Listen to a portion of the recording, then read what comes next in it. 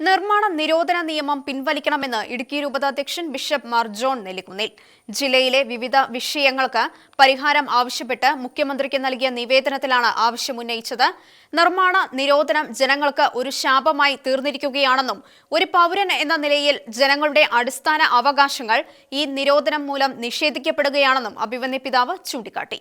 കേരളത്തിൽ ആകമാനം നിർമ്മാണ നിരോധനം വരുവാൻ ഇടവരുത്തും വിധം കോടതിയിൽ സർക്കാർ അഭിഭാഷകൻ സ്വീകരിച്ച നിലപാട് തിരുത്തപ്പെടണമെന്നും 1960 മുതൽ 2016 വരെ ജനങ്ങൾ നടത്തിയിരുന്ന നിയമപരമായ നിർമ്മാണ പ്രവർത്തനങ്ങൾ കേരളത്തിൽ ആകമാനം തടയപ്പെട്ടിരിക്കുകയാണെന്നും ഈ നിരോധനം അടിയന്തരമായി നീക്കം ചെയ്യുവാൻ സർക്കാർ ഉണർന്ന് പ്രവർത്തിക്കണമെന്നും ഇടുക്കി രൂപതാധ്യക്ഷൻ ബിഷപ്പ് മാർ ജോൺ നെല്ലിക്കുന്നൽ ആവശ്യപ്പെട്ടു.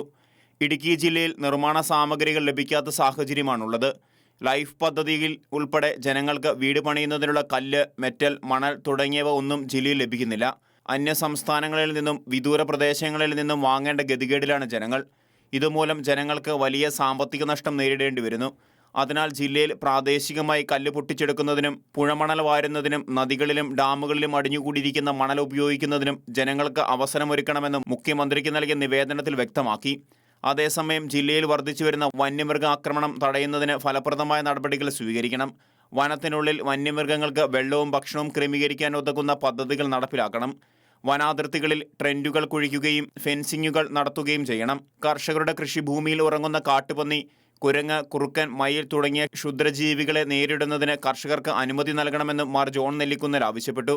ജില്ലയുടെ ആവശ്യങ്ങളെ ഗൗരവത്തോടെയാണ് കാണുന്നതെന്നും ഭൂപ്രശ്നങ്ങൾക്ക് എത്രയും വേഗം നടപടി ഉണ്ടാകുമെന്നും മുഖ്യമന്ത്രി ഉറപ്പു നൽകി.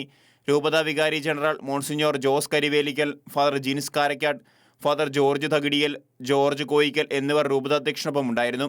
Shekinah news, Idukki.